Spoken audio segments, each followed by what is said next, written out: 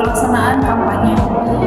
Dan bentuk contohnya yaitu komunitas lingkungan yang mendesak pemerintah daerah untuk membuat peraturan daerah atau yang disebut Perda mengenai larangan penggunaan kantong plastik sekali pakai di pusat perbelanjaan.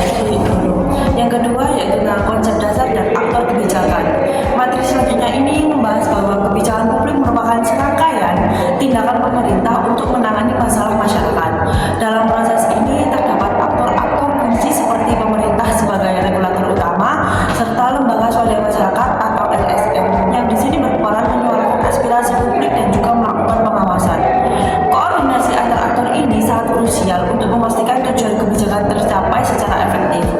Contohnya seperti dalam kebijakan Jaminan Kesehatan Nasional atau JKN, pemerintah membuat regulasi program BPJS bertindak sebagai penyedia layanan. Sementara LSM sendiri ini berperan mengawasi agar distribusi kartu tersebut tepat sasaran kepada warga miskin. Dan untuk teori advokasi kebijakan yaitu kita juga mendalami berbagai kerangka teori seperti teori sistem yang melihat interaksi elemen sosial dalam kebijakan serta teori jaringan yang menekankan pentingnya kolaborasi antar aktor. Advokasi bukan sekedar aksi melainkan upaya ilmiah yang melibatkan riset, pengumpulan data serta teknik negosiasi dan lobby untuk membangun hubungan dengan pemangku kepentingan. Contohnya yaitu sebelum meminta perbaikan jalan, orang advokat kebijakan melakukan riset jumlah kecelakaan yang terjadi akibat jalan rusak tersebut. Data ini digunakan sebagai argumen kuat saat melakukan lobby kepada dinas pekerjaan. Selanjutnya yaitu ada komunikasi politik dan kebijakan.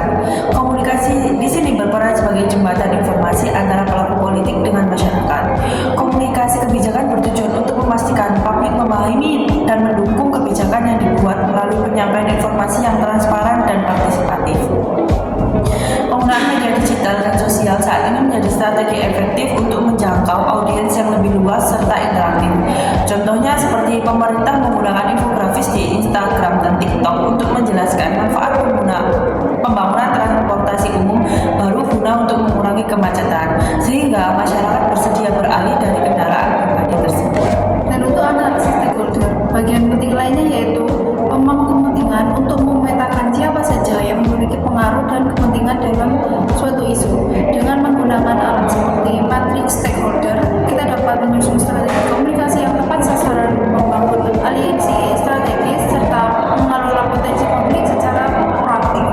Contohnya yaitu dalam rencana pembangunan pabrik, stakeholder yang dianalisis meliputi warga lokal, pihak terdampak, pengusaha, pihak berkepentingan, dan dinas lingkungan hidup, pihak regulator. Kita harus tahu siapa yang harus didekati terlebih dahulu. Selanjutnya yaitu tentang framing isu dan strategi pesan, di mana kita akan mempelajari teknik framing yaitu cara menyusun pesan untuk membentuk pemahaman publik terhadap suatu isu kebijakan. Strategi pesan yang efektif harus disesuaikan dengan karakteristik audiens, menggunakan narasi atau cerita menyentuh secara emosional, serta didukung oleh data visual agar argumen yang disampaikan lebih kuat dan persuasif. Contohnya seperti masalah sampah. Masalah sampah ini tidak hanya disebut sebagai kotoran, tetapi di-framing sebagai ancaman kesehatan bagi anak cucu kita. Narasi ini lebih efektif untuk menggerakkan masyarakat